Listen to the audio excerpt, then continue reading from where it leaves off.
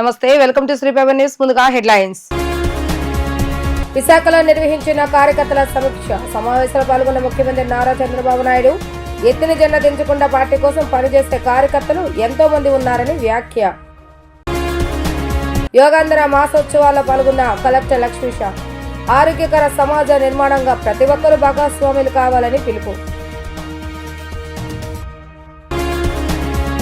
మహిళా ఉద్యమం కోసం నేను సైతం అంటూ ముందుకొచ్చిన మహిళ సొంత పొలంతో పాటు మరో 1/2 ఎకరా కొని ప్రభుత్వానికి అందజేత.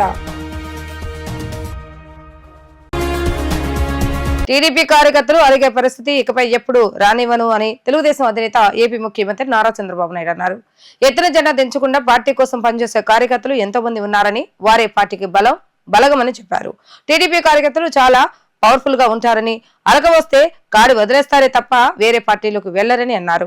విశాఖ కన్వెన్షన్ లో నిర్వహించిన కార్యకర్తల సమీక్ష సమావేశంలో సీఎం చంద్రబాబు నాయుడు మాట్లాడారు. కోటి సభ్యత్వాలు ఉన్న ఏకైక పార్టీ టీడీపీ అని అన్నారు. మనది రాజకీయ బంధం కాదు, కుటుంబం బంధం అని, కార్యకర్తల గౌరవాన్ని పెంపొందిస్తున్నానని అన్నారు. ఎన్నికల ముందు మనం ఎన్నో హామీలు ఇచ్చామని, మన మీద నమ్మకంతో భారీ మెజార్టీ ఇచ్చారని అన్నారు. దీంతో ఢిల్లీలో కూడా మన పరపతి పెరిగిందని తెలిపారు. తెలంగాణలో తలసరి ఆదాయం ఎక్కువగా రావడానికి కారణం టీడీపీ అని, వైఎస్ఆర్సీపీ మాటలను విశాఖ వాసులు నమ్మలేదని అన్నారు. ఇటీవల ఎన్నికల్లో వైఎస్ఆర్సీపీని ఘోరంగా ఓడించారని అన్నారు. విశాఖకు రుణపడి ఉన్నానని, ఎంత చేసినా తక్కువే అనిపిస్తుందని తెలిపారు. ముంబైకి పోటీగా విశాఖను అభివృద్ధి చేస్తామని అన్నారు. 2019 ఎన్నికలకు ముందు తనను మోసం చేశారని, జగన్ మీడియాలో బాబాయ్కి గుండెపోటని స్క్రోలింగ్ చేశారని, ఆ రోజు నేను దోషులను జైల్లో పెట్టే ఉంటే మనం అప్పుడు ఓడిపోయే వాళ్ళం కాదన్నారు. బాబాయ్ హత్యపై నాటకాల రాయుడు నాటకాలు ఆడాడని పేర్కొన్నారు. కోడికత్తి గులకరాయి డ్రామాలు ఆడారని, మొన్నే ఆయన ఇంటి దగ్గర అగ్ని ప్రమాదం డ్రామా ఆడారని అన్నారు. నాకు ప్రాణ సమానమైన తెలుగుదేశం పార్టీ కుటుంబ సభ్యులందరికీ, వేదిక పైనున్న కిందనున్న అందరూ కుటుంబ సభ్యులే, అందరం సమానమే, దాంట్లో వ్యత్యాసం లేదు. ఎన్ని జన్మలెత్తి మళ్ళా తెలుగుదేశం పార్టీ అధ్యక్షుడిగా పుడితే, కుటుంబంలో పుడితే ఆ ఆనందమే వేరు. మీది నాది రాజకీయ అనుబంధం కాదు, ఇది ఒక కుటుంబ అనుబంధం. 45 ఏళ్లుగా మిమ్మల్ని చూస్తున్నా, మీతో కలిసి నేను పెరిగాను, నాతో కలిసి ఎక్కడికక్కడ మీరు కూడా ప్రజాసేవలో పునీతమయ్యారు. అది చూసినప్పుడు నాకు అనిపిస్తుంది, మనం అందరం కానీ కరెక్ట్గా ప్లాన్ చేసుకుంటే ఈ రాష్ట్రంలో వేరేవాడు ఏమీ చెయ్యలేడు, దాంట్లో అనుమానమే లేదు. రాష్ట్రం అంతా ఒక ఎత్తు, విశాఖపట్నం ఇంకొక ఎత్తు. నేను ఎప్పుడూ విశాఖపట్నంలో చూస్తూ ఉంటాను.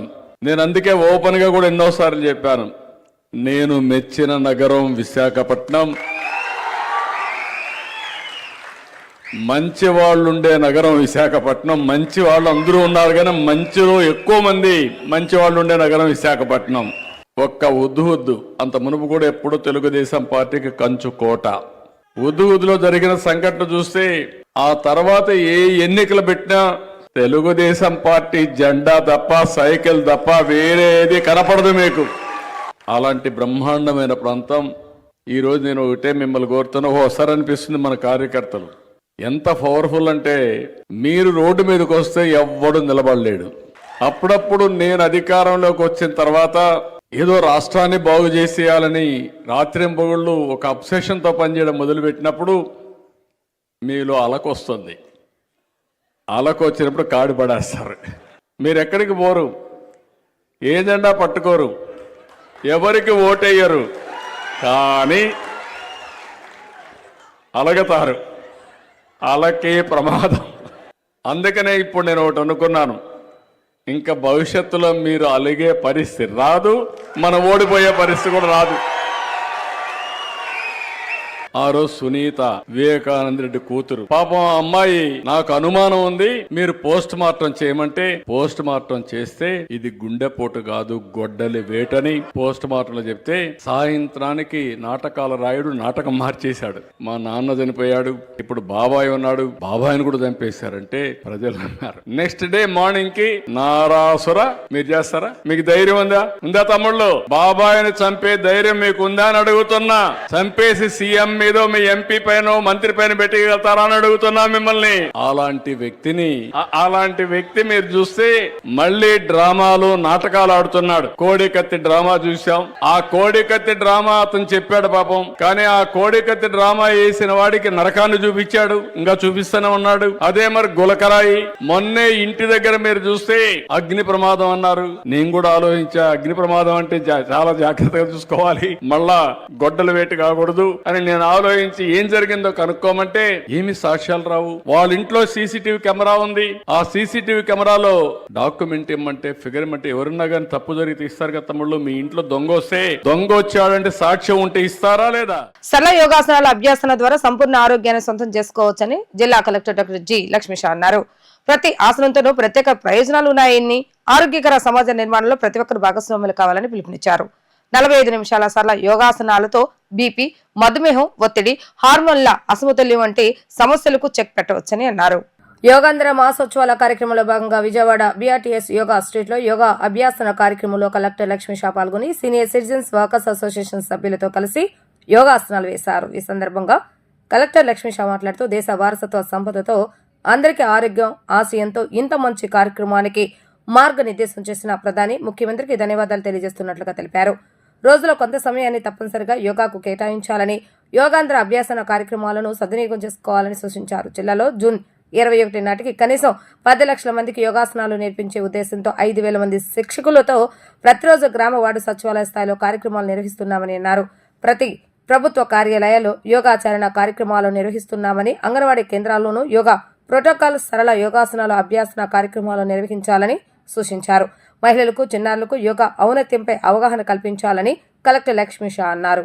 ప్రధానమంత్రి వర్యులు గారు ఇచ్చిన స్ఫూర్తితో, ముఖ్యమంత్రి గారి సహకారంతో, ఆయన విజన్తో ఈ కార్యక్రమం దిగ్విజయంగా మన జిల్లాలో ఇప్పటివరకు నిర్వహించడం జరిగింది. ఎన్నో రికార్డ్స్ని కూడా సాధిస్తూ ప్రతి ఒక్కరిని మమేకం చేస్తూ ఇదే వేదిక మీద బీఆర్టీఎస్ రోడ్ మీద మనం ప్రతిరోజు చేసే యోగాలో అన్ని వాక్స్ ఆఫ్ లైఫ్ నుంచి పీపుల్ని ఇన్వైట్ చేసి ఇక్కడ అవగాహన కల్పించడం జరుగుతూ ఉంది. ఈ యోగా ప్రోటోకాల్ ముఖ్య ఉద్దేశం ఏంటంటే, యోగా అనేది కష్టమైన ఏదైతే ఈ కాంప్లెక్స్ యోగాసనాలు ఉన్నాయో అవి ప్రతి ఒక్కరూ చేయలేరు. కానీ కామన్ యోగా ప్రోటోకాల్ ఏదైతే ఉందో ఇది ప్రతి ఒక్కరు, ప్రతి ఏజ్ గ్రూప్ వాళ్ళు, ప్రతి జెండర్ వాళ్ళు ప్రతి ఒక్కరు చేయొచ్చు. కాబట్టి సో దీన్ని పాపులరైజ్ చేయడానికే ఆయుష్ డిపార్ట్మెంట్ ద్వారా కామన్ యోగా ప్రోటోకాల్ అని ఈ 45 నిమిషాల ప్రోటోకాల్ని ఇవ్వడం జరిగింది. ఈరోజు చేసిన ఆసనాలు ఏదైతే ఉన్నాయో ఇవి చాలా సరళమైన ఆసనాలు, దానివల్ల చాలా ఎక్కువ బెనిఫిట్ ఉంటాయి.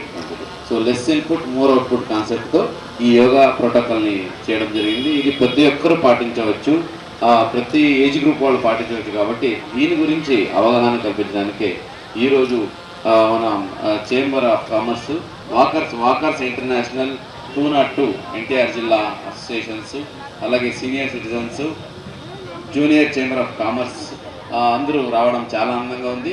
మీ ద్వారా ఏంటంటే ఇప్పుడు గురువులు ఎంత చక్కగా సూర్య నమస్కారం చేయించారు అంటే చేసే వాళ్ళకి దాని బెనిఫిట్ తెలుసు, చెప్పకపోయినా వాళ్ళు చేస్తారు. ఇప్పుడు మన టార్గెట్ ఏంటంటే ఎవరికైతే ఇంతవరకు తెలియదు, ఎవరైతే ఇంతవరకు యోగా గురించి అదేం లేని నెగ్లెక్ట్ చేసుకుంటూ వచ్చారో వాళ్ళకి దీని బెనిఫిట్ గురించి తెలియచేయాలి. ఇది మనందరి ధ్యేయము. దీనికోసం అందరూ సహకరించాలి, ప్రతి ఒక్కరికి తెలియచేయాలి. మన ఏదైనా మంచిది చెడది త్వరగా వెళ్ళిపోతుంది సమాజంలో, కానీ నిజం అనేది అలాగే మంచిది అనేది కొంచెం స్లోగా వెళ్తుంది, కానీ అది శాశ్వతంగా ఉంటుంది. అందుకే సత్యమేవ జయతే అని మన ధర్మశాస్త్రాలు చెప్తాయి. కాబట్టి ఎవరికైతే ఈ యోగాసన గురించి, యోగాల గురించి, బెనిఫిట్ గురించి మీకు అందరికీ తెలుసు కాబట్టి మీరు చాలామందికి తెలియజేయండి. ఏదైనా మంచిది చెప్పినప్పుడు ఫస్ట్ రిజెక్ట్ చేస్తారు, నాకు వద్దు అని, తర్వాత ప్రశ్న చేస్తారు, ఎందుకు అని ప్రశ్నిస్తారు, తర్వాత యాక్సెప్ట్ చేస్తారు. సో అది మనం నిరంతరంగా ప్రయత్నిస్తేనే వస్తుంది. వాళ్ళు రిజెక్ట్ చేశారు కదా అని మనం వదిలేస్తే ఇంకా వాళ్ళు ఎప్పటికీ దీన్ని దరి చేరుకోలేరు, అది దూరంగా ఉండిపోతారు. అలా జరగకుండా వాళ్ళు ఎంత రిజెక్ట్ చేసినా, ఎంత విమర్శించినా మనం ఇది మంచిది కాబట్టి, సో మనకు దీని గురించి తెలుసు కాబట్టి దీన్ని ముందుకు తీసుకెళ్ళాలి, ప్రతి ఒక్కరికి దీని గురించి తెలియచేయాలని మీ అందరికీ రిక్వెస్ట్ చేస్తూ ఉన్నాను. తెనాలి మహిళలు రాష్ట్రానికి ఆదర్శంగా నిలుస్తున్నారు. కూటమి ప్రభుత్వంపై నమ్మకంతో భారీ విరాళాలు ఇవ్వడానికి ముందుకొస్తున్నారు. ఇటీవలే పట్టణంలో 6 కోట్ల విలువైన మహిళా మండలి భవనాన్ని మంత్రి నాదెండ్ల మనోహర్ సమక్షంలో మహిళలే దానమివ్వగా వారి బాటలోనే తాజాగా మరో మహిళ నడిచారు. ప్రభుత్వానికి ₹1 కోటి విలువైన భూమిని దానం ఇచ్చారు. మహిళల ఆర్థిక ప్రగతికి స్కిల్ డెవలప్మెంట్ ప్రాజెక్టు ఏర్పాటు కోసం ఆ భూమిని ప్రభుత్వానికి అప్పగించారు. గుంటూరు జిల్లా తెనాలి రూరల్ మండలం కొలకలూరుకు చెందిన పొనగంటి సువర్చల శశి కిరణ్ తన ఎకరం భూమితో సహా దారి కోసం అవసరమైన మరికొంత భూమిని కూడా కొని ప్రభుత్వానికి అందజేశారు. భూమికి సంబంధించిన రిజిస్ట్రేషన్ పత్రాలను దాత సువర్చల శశి కిరణ్, మంత్రి మనోహర్ చేతుల మీదుగా సబ్ కలెక్టర్ సంజనా సింహ, తహసీల్దార్ గోపాలకృష్ణలకు అందజేశారు. కూటమి ప్రభుత్వంపైన మంత్రి మనోహర్ పైన ఉన్న నమ్మకంతో తమ గ్రామం కొలకలూరులో మహిళల అభివృద్ధి కోసం తన భూమిని విరాళంగా ఇచ్చినట్లుగా సువర్చల పేర్కొన్నారు. తన భూమి ఔటర్ రింగ్ రోడ్డుకు సమీపంలో ఉందని, భవిష్యత్తులో ₹1 కోటి విలువ చేస్తుందని స్థానికులు కొందరు చెప్పినా కూడా వినకుండా ప్రాజెక్టు భవనాల నిర్మాణం కోసం ముందుకొచ్చానని అన్నారు. తన బంధువులు, కుటుంబీకులు దీనికి కలిసి రావడం ఆనందంగా ఉందని అన్నారు. ఈ ప్రభుత్వం కాలంలోనే అభివృద్ధి చేయగలిగితే తన ఆలోచనలకు కార్యరూపం వచ్చినట్లుగా అవుతుందని ఆమె ఆశాభావం వ్యక్తం చేశారు. మా ఊరికి ఒక ప్రాజెక్ట్ రావాలి అని అంటే సార్ వెంటనే ప్రాజెక్ట్ చేద్దామమ్మా అని, కానీ గవర్నమెంట్ ల్యాండ్ లేదు అని అన్నప్పుడు ముందు గవర్నమెంట్ ల్యాండ్ కాదు, మాకు ల్యాండ్ లీజుకి ఇస్తాం సార్ అని చెప్పారు. లీజుకి కుదరదు అని చెప్పి ప్రాజెక్ట్ డైరెక్టర్ గారు అన్నారు. అయితే మా ల్యాండ్ మేము డొనేట్ చేస్తాం. కొలకలూరుకి ఇదివరకు చాలా ప్రాజెక్టులు వచ్చినాయి, కానీ స్థలదాతలు లేక ఎప్పుడు ఏమీ లేకుండా అందరూ వెళ్ళిపోయారు. కొలకలూరులో ఇంకా మైన్స్ ఉన్నాయి. ప్రతి ఒక్కళ్ళు వచ్చి ఆ క్వారీలో రంధ్రాలు పెట్టిన ఎమ్మెల్యేలు వీళ్ళే ఉన్నారు. వాళ్ళంతటా వాళ్ళు సొంతగా పెట్టి దాన్ని ఎక్స్ప్లాయిట్ చేసి ల్యాండ్ అంతా క్వారీలు పెట్టి వెళ్ళిపోయిన వాళ్ళు, కొలకలూరుని డెవలప్ చేద్దామని వచ్చిన వాళ్ళు. మా విలేజ్లో వేసింది కూడా ఓన్లీ మనోహర్ గారు తప్పనించి ఇంకెవరూ చేయలేదు. మాకు రోడ్లు ఆ రోజు వేసిన రోడ్లే ఈ రోజు మేము నడుస్తున్నాం. ఇదివరకే గవర్నమెంట్లో సార్ ఉన్నప్పుడు స్పీకర్గా ఉన్నాం. ఈ రోజుకి తర్వాత డెవలప్మెంట్ లేదు. సార్ విజన్లో మేము తోడయ్యాము అంటే మా ఊరికి ఒక ప్రాజెక్ట్ వస్తుంది అనుకున్న పని సాధించి సార్ చేస్తారు. సార్కున్న విజన్ బట్టి మేము ల్యాండ్ ఇచ్చాము, కానీ వేరే వాళ్ళ దగ్గర అయితే వేరే వాళ్ళు ప్రాజెక్ట్ పెడతామన్నా మేము నమ్మం. ఈ ప్రయాణం, ఈ ప్రస్థానం రాజకీయాల్లో సమాజం కోసం మనం చిత్తశుద్ధితోటి పనిచేస్తే ప్రజల్లో ఉన్న మనోభావాల్ని మనం ఏ విధంగా గౌరవించుకుంటూ ముందుకు తీసుకెళ్లాల్సిన బాధ్యత ఒక ఎన్నుకోబడ ప్రజాప్రతినిధికి ఉంటుందో అర్థం అవుతుంది. పోతురాజు గారు అసలు ఆ ప్రాంతానికి, కొలకలూరు గ్రామానికి ఒక ఆదర్శవంతుడుగా, అక్కడున్న యువతని చదివించాలనే తపన, వాళ్ళకి అవకాశాలు కల్పించాలనే తపన, ఒక ఉపాధ్యాయుడుగా, ఒక కళాకారుడుగా, జాషువా గారితో ఆయనకున్న సంబంధాలు, పుస్తకాలు, రచయితగా అసలు ఎన్ని కార్యక్రమాలు అహర్నిశలు ఆయన చేస్తూ ఉండేవాళ్ళు, ఎన్ని పద్యాలు ఎప్పుడు పాడుతుండేవాళ్ళు, మర్చిపోలేని రోజులే. ఆ కుటుంబంతో నేను ప్రయాణం చేయగలిగానంటే నిజంగా ఇందాక సబ్ కలెక్టర్ గారు అంటే ఇది ఒక బ్లెస్సింగ్ మాకు కూడా. మనస్ఫూర్తిగా we feel grateful to people of Tenali and ఆ దేవుడు కూడా అవకాశం కల్పించినాడు. ఒక దాతగా ముందుకొచ్చి ఒక కార్యక్రమంలో ఆస్తులు విపరీతంగా ఉండి ఏదో మనవంతా మనం సమాధానం చేయాలనుకోవడం ఒక ఎత్తు అయితే, చాలా చిన్న కుటుంబ నేపథ్యం, ఈ రోజుకి కూడా చాలా కష్టపడి ఆ పోతురాజు గారి ఆ పేరుని నిలబెట్టాలని ఆ ఫ్యామిలీ అంతా ఎంతో చదువుకొని చాలా ఆదర్శవంతులుగా వాళ్ళు చేసే ప్రతి కార్యక్రమంలో కూడా ఎక్కడ కూడా రాజీ లేని విధంగా నిలబడిన కుటుంబం అది. ఆ నేపథ్యంలో ఒక డెవలప్మెంట్ చేయాలి మన కొలటూరులో మహిళా సాధికారత కోసం అని శశికరణ్ గారు నా దృష్టికి తీసుకొచ్చినప్పుడు ఆ రోజున ప్రభుత్వంలో ఉన్న అధికారులతో మాట్లాడి తెనాలిలో ఒక పైలట్ ప్రాజెక్టుగా ₹1 కోటి మనం భవన నిర్మాణం చేసుకుని తప్పకుండా మనం MSME ప్రాజెక్ట్ ఒకటి మహిళల కోసం తీసుకొద్దామని ఒక ప్రయత్నం చేశాం. కూటమి ప్రభుత్వ అధికారంలోకి వచ్చిన తర్వాత సెంట్రల్ నియోజకవర్గం అభివృద్ధిలో వేగంగా ముందుకు సాగుతుందని ఎమ్మెల్యే బొండ ఉమామేశ్వర్ తెలిపారు. నియోజకవర్గ పరిధిలో ప్రతిరోజు అభివృద్ధి పనులు, ప్రారంభోత్సవాలు, శంకుస్థాపన జరుగుతున్నాయని వెల్లడించారు. మంగళవారం బావాజీపేట 5వ లైన్ వద్ద 19 లక్షల వ్యయంతో నిర్మించనున్న బీటీ రోడ్డు నిర్మాణానికి టీడీపీ ఎమ్మెల్యే బొండ ఉమా శంకుస్థాపన చేశారు. ఈ సందర్భంగా ఆయన మాట్లాడుతూ ప్రజలకు అవసరమైన మౌలిక వసతులు అన్నింటినీ సమర్థంగా అందజేసేందుకు ప్రభుత్వం కృషి చేస్తుందని చెప్పారు. ప్రతి ఒక్క సమస్యకు శాశ్వత పరిష్కారం చూపుతూ ప్రజలకు అన్ని రకాల సౌకర్యాలు అందజేయటమే తన లక్ష్యమని బొండా ఉమా స్పష్టం చేశారు. సభ్యుడు ఉన్నప్పుడు సమస్యల పరిష్కారం ఏ విధంగా అవుతా ఉన్నాయో మళ్ళీ ఈరోజు ప్రజలు చూస్తూ ఉన్నారు. గత 5 సంవత్సరాలు అభివృద్ధికి దూరంగా ఉన్నటువంటి సెంట్రల్ నియోజకవర్గం ఇవాళ పూర్తి అభివృద్ధి పదంలో ముందుకెళ్తూ ఉంది. ఈ సంవత్సర కాలంలో ఇప్పటికే 240 కోట్ల రూపాయలతో మరి రోడ్లు కానీ, డ్రైన్లు కానీ, పైప్ లైన్, వాటర్ పైప్ లైన్లు కానీ, కమ్యూనిటీ హాల్స్ కానీ, ప్రైమరీ హెల్త్ కేర్ సెంటర్లు కానీ, ఇదని లేకుండా పార్కులు అన్నీ కూడా టేకప్ చేసాం. ఇప్పటికే 240 కోట్ల రూపాయలు వెచ్చించాం. ఇంకా రాబోయే 4 సంవత్సరాలు కూడా ఎన్ని వందల కోట్ల రూపాయలు ఖర్చు పెడతానికని ఆ ప్రభుత్వం సిద్ధంగా ఉంది. సమస్యలు లేనటువంటి మోడల్ డివిజన్గా నియోజకవర్గంగా తీర్చిదిద్దిన లక్ష్యంగా పనిచేస్తాం. ఇవాళ 27వ డివిజన్లో బావాజీపేట, దుర్గాపురం ఈ సమస్యల మీద దృష్టి పెట్టాం. ఇప్పుడే 19 లక్షల రూపాయలు పెట్టి ఇక్కడ బీటీ రోడ్డు శంకుస్థాపన చేసుకోవడం జరిగింది. ఇక్కడ మిగిలిన రోడ్లన్నీ కూడా ఈ బావాజీపేటలో ఉన్న మిగిలిన రోడ్లన్నీ కూడా సీసీ రోడ్లు ఇప్పుడే ఎస్టిమేషన్ చేయమని అధికారులకి ఆదేశాలు ఇచ్చాం. ఖచ్చితంగా దాన్ని కూడా టేకప్ చేసి అతి త్వరలో ఈ బావాజీపేట నుంచి మైదానం వరకు ఉన్నటువంటి ప్రతి ఒక్క రోడ్ని సీసీ రోడ్లు వేస్తాం. తర్వాత గులాబీ తోట ఆ ఏరియా కూడా టేకప్ చేస్తాం. మొత్తం ఈ డివిజన్లో సమస్యలు లేనటువంటి డివిజన్గా తీర్చిదిద్దే లక్ష్యంగా పనిచేస్తాం. ప్రధాని నరేంద్ర మోడీ పాలిస్తాన్కు వ్యతిరేకంగా ఇజ్రాయెల్ ను బలపరచడం దారుణమని వామపక్ష నేతలు స్పష్టం చేశారు. మహాత్మా గాంధీ సమయం నుంచి పాలిస్తాన్కు మనకు మిత్రదేశంగా ఉందన్నారు. మరో మిత్రదేశమైన ఇరాన్ పై జరుగుతున్న దాడులపై సైతం ప్రధాని స్పందించాలని వారు డిమాండ్ చేశారు. అమెరికా దురాఘాతాలను ప్రశ్నించకుండా ట్రంప్ కు వంత పాడటాన్ని వారు తప్పుపట్టారు.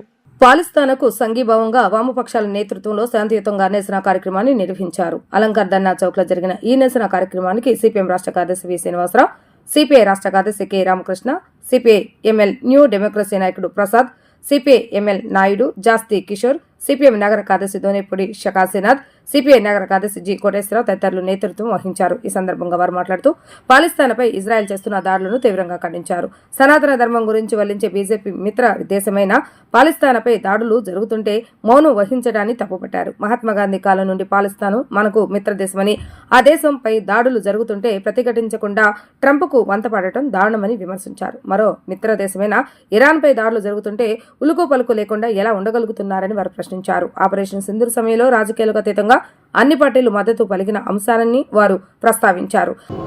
ఈరోజు దేశవ్యాప్తంగా వామపక్ష పార్టీల ఆధ్వర్యంలో పాలస్తీనాకు మద్దతుగా, ఇజ్రాయెల్ యొక్క ఘోర దురంతాలకు వ్యతిరేకంగా, ఆ ఇజ్రాయెల్ ఘోర దురంతాలకి మన మోడీ ప్రభుత్వం ఒకవైపు, అమెరికా ఆధిపత్యవాదం ఇంకొక వైపు వీళ్ళు బలపరుస్తున్నటువంటి తీరు చాలా దారుణం.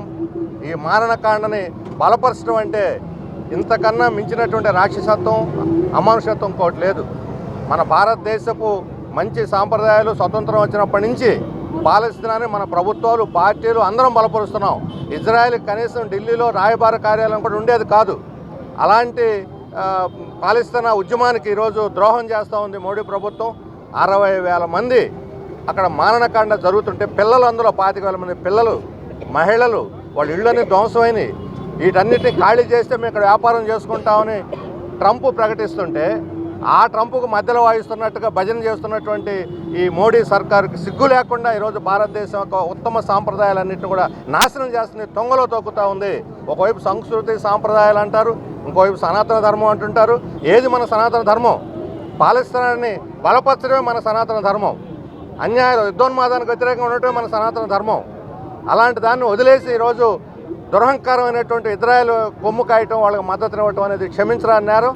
ఐక్యరాజ్య సమితిలో కూడా న్యూట్రల్గా ఉండటం, లేకపోతే బయటికి రావటం తప్ప పాలస్తీనానికి మద్దతు తెలియజేయటం లేదు. అందుకని మన భారతదేశ ప్రజలందరూ ఈ సాంప్రదాయానికి అనుగుణంగా అమెరికా దురాఘాతాలు, పాలస్తీనా మీద ఇజ్రాయెల్ చేస్తున్న దాడులు, ఈరోజు ఇజ్రాయెల్ పాలస్తీనాతో ఆగటంలా.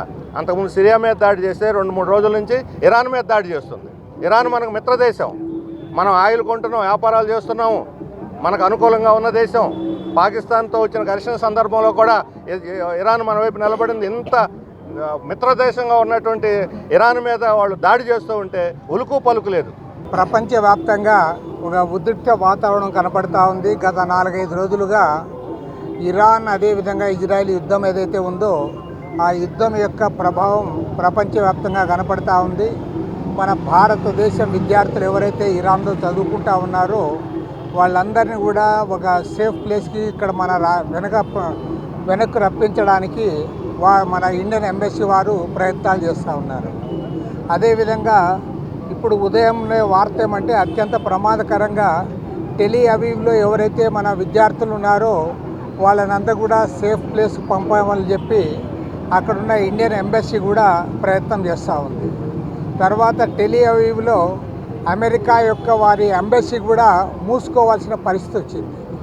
చివరికి వాళ్ళు ఎంత ప్రమాదకరమైన పరిస్థితి ఏర్పడిందంటే కెనడాలో జరుగుతున్న G7 సమావేశానికి హాజరు కావడానికి వెళ్ళిన అమెరికా అధ్యక్షుడు ట్రంప్ కూడా ఇవాళ తన దేశానికి తిరిగి వెళ్ళిపోతూ ఉన్నాడంటే ఇవాళ అత్యంత ప్రమాదకరమైన పరిస్థితులు ఉన్నాయి. దీనికంతా ప్రధానమైన కారణం ఇజ్రాయేలే యుద్ధోన్మాదం అయితే దాన్ని ముందు నుంచి బలపరుస్తున్న అమెరికానే బాధ్యత తీసుకోవాలి. అమెరికా గుడ్డిగా ఇజ్రాయెల్ను బలపరచడం వల్ల ఇవాళ విచ్చలవిడిగా గాజా ప్రాంతాన్ని ఇవాళ నాశనం చేశాడు. పాలస్తీనా దేశాన్ని కూడా ఎక్కడ లేకుండా చేయాలని ప్రయత్నం చేశారు. ఆ తర్వాత ఇవాళ ఇరాన్ పైన యుద్ధం చేస్తూ ఉన్నాడు. టెహరాన్ పైన ప్రత్యక్షంగా ప్రజలపైన దాడులకు పూనుకున్నారు. అనేక మంది శాస్త్రవేత్తలను వాళ్ళందరినీ కూడా టార్గెట్ చేసి చంపివేయడం జరిగింది. విప్లవ పూర్వ విద్యార్థుల వేదిక ఆధ్వర్యంలో జూన్ 22వ తేదీన గుంటూరులో సదస్సు నిర్వహిస్తున్నట్లుగా వేదిక కన్వీనర్ భరద్వాజ, విప్లవ రచయితల సంఘం ప్రతినిధి అరసవల్లి కృష్ణ తెలిపారు. ఈ సదస్సులో 20 ఏళ్ల పాటు కొనసాగిన రాడికల్ స్టూడెంట్స్ యూనియన్ లో చురుగ్గా పనిచేసిన పూర్వ విద్యార్థులంతా పాల్గొంటారని తెలిపారు. జరుగుతున్న బోటకపు ఎన్కౌంటర్లు, కాగర్ ఆపరేషన్ నిలుపుదల, 2 దశాబ్దాలుగా నిర్వీర్యమైన విద్యార్థి సంఘాల ప్రభావం వంటి అనేక అంశాలపై ఈ సదస్సులో చర్చిస్తున్నట్లుగా వారు వివరించారు. ఇటీవల జరిగిన ఎన్కౌంటర్లో చనిపోయిన కేశవరాచలం వంటి వారు పీడిత ప్రజల కోసం చేసిన పోరాటాల స్ఫూర్తితో విప్లవోద్యమాన్ని ముందుకు తీసుకువెళ్లవలసిన ఆవశ్యకతపై చర్చలు ఉంటాయని తెలిపారు. ప్రస్తుతం అభివృద్ధి పేరుతో ప్రజల మీద జరుగుతున్న దాడులను వ్యతిరేకించడమే ఈ సదస్సు యొక్క ముఖ్య ఉద్దేశంగా వారు వివరించారు. ఈ తరహా సదస్సును గతంలో హైదరాబాద్ లో నిర్వహించామని, ప్రస్తుతం విప్లవోద్యమానికి పుట్టినీళ్లైన గుంటూరులో నిర్వహిస్తున్నట్లుగా వారు తెలియజేశారు. గుంటూరులో 22వ తారీఖు గుంటూరులో అంటే వచ్చే ఆదివారం గుంటూరులో విప్లవ పూర్వ విద్యార్థి వేదిక ఆధ్వర్యంలో ఒక సెమినార్ జరగబోతోంది. ఆ సెమినార్కి సంబంధించినటువంటి వివరాలు తెలియజేయడం కోసం ఈ ప్రెస్ కాన్ఫరెన్స్ పెట్టడం జరిగింది. ఇక్కడ విషయం ఏంటంటే విప్లవ పూర్వ విద్యార్థి వేదిక అంటే 50 ఏళ్ల క్రితం ప్రారంభమైనటువంటి రాడికల్ విద్యార్థి సంఘం. ఆ నేపథ్యం, ఆ సమయంలో విద్యార్థి ఉద్యమంతో సంబంధాలు ఉన్నటువంటి, లేదు ఆ టైంలో విద్యార్థి ఉద్యమంలో పనిచేసినటువంటి పూర్వ విద్యార్థుల వేదికగా దీన్ని ఏర్పాటు చేసి హైదరాబాదులో 2 రోజులు సదస్సులు జరిగినాయి. దాని తర్వాత ఈ రాడికల్ విద్యార్థి ఉద్యమంతో పాటు ప్రయాణం ప్రారంభించి విప్లవోద్యమంలోకి వెళ్ళి అమరులైపోయినటువంటి కామ్రేడ్ కేశవరావు గారు, అలాగే కామ్రేడ్ చలం గారు, వీళ్ళిద్దరూ ఆంధ్రప్రదేశ్కు చెందినటువంటి నాయకులు. చలం గారు ఇక్కడ విజయవాడ ఆయుర్వేద కళాశాలలో చదువుకుంటూ విజయవాడలో రాడికల్ విద్యార్థి ఉద్యమ నిర్మాణానికి ఊతమిచ్చినటువంటి వ్యక్తి. అంటే ఒక రకంగా ప్రారంభకుడు ఆయనే. విజయవాడలో రాడికల్ విద్యార్థి ఉద్యమ ప్రారంభకుడు చలం గారు. ఆ తర్వాత ఆయన విప్లవోద్యమంలోకి వెళ్ళారు. పీడిత ప్రజల కోసం పనిచేయాలని నిర్ణయించుకుని ఆయన పూర్తి స్థాయి విప్లవకారుడిగా వెళ్ళిపోయారు. వెళ్ళిపోయిన తర్వాత ఈ మధ్య ఒక 15 రోజుల క్రితం జరిగినటువంటి ఎన్కౌంటర్లో ఆయన బీజాపూర్లో జరిగినటువంటి బోటకపు ఎదురుకాల్పుల్లో ఆయన ఒక గ్రామంలో రెస్ట్ తీసుకుంటూ ఉండగా ఆయన్ని పట్టుకుని తీసుకెళ్ళి కాల్చి చంపేశారు. అంటే నక్సల్ ముక్త్ భారత్ అని చెప్పడం మాత్రమే కాకుండా మార్చి 31, 2026కి ఈ దేశంలో మావోయిస్టులు అనేవాళ్ళు లేకుండా చేస్తాను అని కేంద్ర హోంమంత్రి అమిత్ షా గారు నక్సల్ ముక్త్ భారత్ అనే పేరుతో ఒక ప్రకటన ఇచ్చి ఉన్నారు. ఆ ప్రకటనలో భాగంగానే ఈ హత్యాకాండ జరుగుతోంది.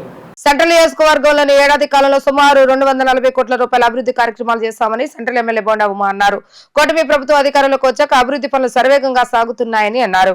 సెంట్రల్ నియోజకవర్గంలోని 23వ డివిజన్ గవర్నర్పేట పాత బస్టాండ్ సమీపంలో ప్రకాశం రోడ్డు ప్రారంభంలో 93 లక్షల వ్యయంతో నిర్మించిన బీటీ రోడ్డును ప్రారంభించారు. ప్రభుత్వ విప్ సెంట్రల్ నియోజకవర్గ శాసనసభ్యులు బోండా ఉమామేశ్వరరావు ఆవిష్కరించారు. ఈ సందర్భంగా బోండా ఉమా మాట్లాడుతూ కేవలం 1 ఏడాది వ్యవధిలోనే రాష్ట్ర వ్యాప్తంగా ఆశించిన స్థాయిలో అభివృద్ధి పనులు జరగడంతో పాటు విజయవాడ సెంట్రల్ నియోజకవర్గాన్ని మోడల్ నియోజకవర్గంగా తీర్చిదిద్దే దిశగా కృషి చేస్తున్నామని తెలిపారు. అభివృద్ధిలో భాగంగా రోడ్లు, డ్రైనేజీలు, లైన్స్, వాటర్ లైన్లు, వీధి దీపాలు, కమ్యూనిటీ హాల్స్, ఆరోగ్య కేంద్రాలు, పార్కుల అభివృద్ధిపై ప్రత్యేక దృష్టి సారిస్తున్నామని తెలిపారు. ఇప్పటికే నియోజకవర్గంలో 240 కోట్లకు పైగా అభివృద్ధి పనులు చేపట్టామని, వాటిలో కొన్ని పూర్తి అయ్యాయని, మరికొన్ని పనులకు శంకుస్థాపన చేసే ప్రారంభానికి సిద్ధం చేస్తున్నామని పేర్కొన్నారు. కూటమి ప్రభుత్వం వచ్చిన తర్వాత ప్రతి రోడ్డును అభివృద్ధిని చేస్తున్నారని టీడీపీ ఫ్లోర్ లీడర్ నిలబండ్ల బాలస్వామి అన్నారు.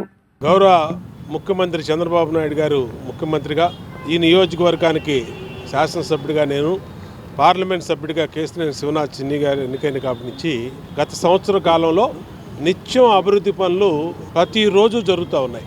ఏదో ఒక డివిజన్లో రోడ్లు కానీ, డ్రైన్లు కానీ, వాటర్ ప్లాంట్లు కానీ, వాటర్ పైప్ లైన్లు కానీ, అలాగే కమ్యూనిటీ హాల్స్ కానీ శంకుస్థాపనలు, ప్రారంభోత్సవాలు నిత్యం జరుగుతూ ఉన్నాయి. ఇప్పటికీ 240 కోట్లు పైన ఈ సంవత్సర కాలంలో ఈ నియోజకవర్గంలో అభివృద్ధి కార్యక్రమాలు పూర్తి చేశాం. మళ్ళా ఇది నిత్యం కొనసాగిస్తూ ఉన్నాం.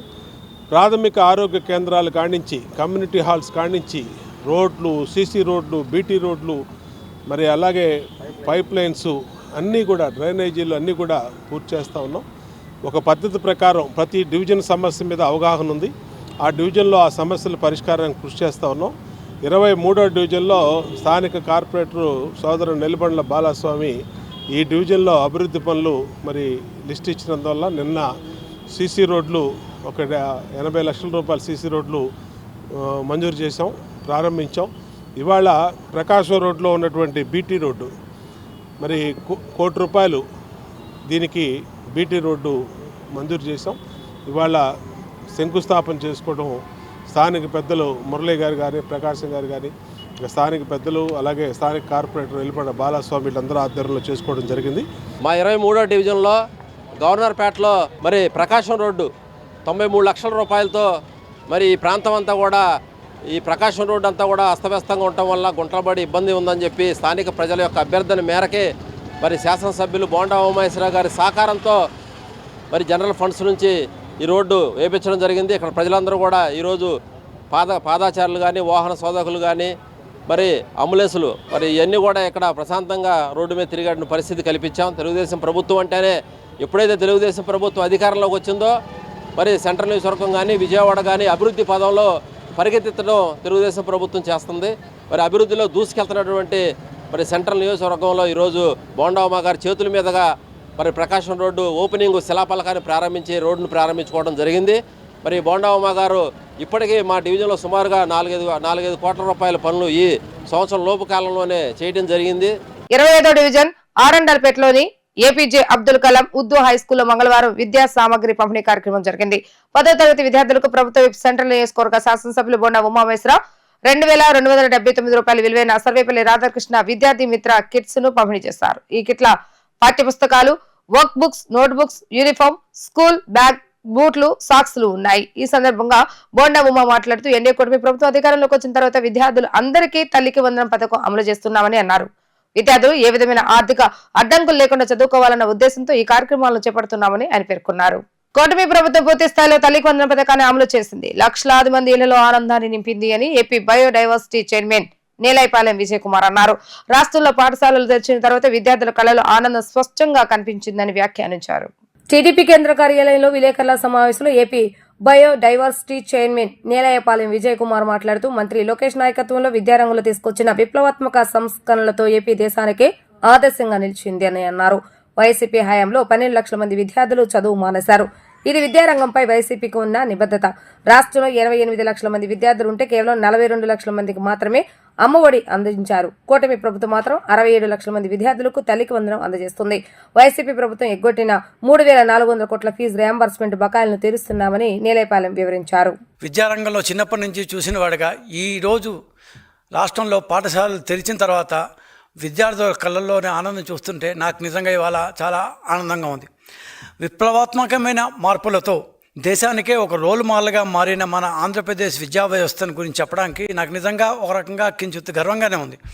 ఎందుకంటే 1 సంవత్సరం క్రితం జగన్మోహన్ రెడ్డి గారు మాకు అధికారం అప్పగించి పోయిన పరిస్థితుల్లో విద్యా వ్యవస్థ ఎంత అస్తవ్యస్తంగా, ఎంత అసంబద్ధంగా, ఎన్ని రకాల స్కాములతో గందరగోళంగా, కన్ఫ్యూజన్కి మారుపేరుతో ఉన్న అలాంటి విద్యారంగాన్ని తీసుకోవడానికి లోకేష్ అనే ఒక నాయకుడు ధైర్యంగా ముందుకొచ్చి నేను ఈ పోర్ట్ఫోలియోని తీసుకుంటాను అని తీసుకున్నప్పుడు వీఆర్ హ్యాపీ. ఎందుకంటే ఒక మంచి వ్యక్తి చేతిలో భవిష్యత్తుకి తార్కాణంగా ఉండే ఈ విద్యా వ్యవస్థ అట్లాంటి మంచి వ్యక్తి చేతిలో, అట్లాంటి సాధన సంపత్తి గల ఒక వ్యక్తి చేతిలోకి పోయింది అని ఆ రోజు 1 సంవత్సరం క్రితం సంతోషించాం. సంవత్సరం తర్వాత మళ్ళా స్కూల్ ప్రారంభమైన లాస్ట్ థర్స్డే ప్రారంభమైన తర్వాత మొదటి సోమవారం నాడు ఈరోజు నిజంగా చెప్తున్నాము, సంవత్సరం తర్వాత గ్రేట్ డిఫరెన్స్. 1 సంవత్సరంలో ఎన్ని మార్పులు వచ్చాయంటే చెప్పనలవి కానంత మార్పులు వచ్చాయి. మొట్టమొదటగా ఇవాళ హాట్ టాపిక్, అందరూ మనం తల్లికి వందనం గురించే మాట్లాడతాం కాబట్టి ఫస్ట్ ఆ విషయంతోనే స్టార్ట్ చేస్తాను. ఈ సంవత్సరంలో తెలుగుదేశం ప్రభుత్వం విద్యార్థులకు ఏమి చేసింది? ప్రభుత్వ బడుల్లో నుంచి దాదాపు 12 లక్షల మంది విద్యార్థులు వెళ్ళిపోయిన వైసీపీ ప్రభుత్వం నుంచి మేము తీసుకున్నప్పుడు కేవలం 42 లక్షల మంది విద్యార్థులకు మాత్రమే వాళ్ళు ఒక పేరు పెట్టి అమ్మ ఒడి అనే ఒక పేరు పెట్టి కేవలం 42 లక్షల మంది విద్యార్థులు 88 లక్షల మంది ఉంటే సగం కూడా లేకుండా కేవలం 42 లక్షల మందికి మాత్రమే ఇచ్చేవాళ్ళు. మేము 1 సంవత్సరం తర్వాత అన్నీ వాళ్ళు ఆంధ్రప్రదేశ్ అనే ఒక ఇంటిని చెల్లాచెదురుగా చేసిపోయిన నేపథ్యంలో 1 సంవత్సరం తర్వాత అన్నీ సర్దుకున్న తర్వాత మేము 67 లక్షల మంది విద్యార్థులకి, అంటే వైసీపీ గవర్నమెంట్ ఇచ్చిన దానికంటే దాదాపు 25 లక్షల మంది విద్యార్థులకి ఎక్కువగా 67 లక్షల మంది విద్యార్థులకి తల్లికి వందనం అనే పేరుతో ఆ తల్లి కళ్ళల్లో ఆనందం చూడాలి, ఆ తల్లికి నమస్కారం పెట్టాలి, అమ్మకు నమస్కారం పెట్టాలి, తల్లికి వందనం చేయాలి అని చెప్తూ 67 లక్షల మంది విద్యార్థులకు మేము ఇచ్చాం. 13,000 ఇచ్చాం. 2,000 రూపాయలు కలెక్టర్ అకౌంట్లో వేసాం. ఇంకెక్కడా వేయలేదు. కలెక్టర్ అకౌంట్లో వేసి వాటిని శానిటేషన్, స్కూల్ ఎడ్యుకేషన్ కమిటీల కోసం ఖర్చు పెట్టమని చెప్పాం.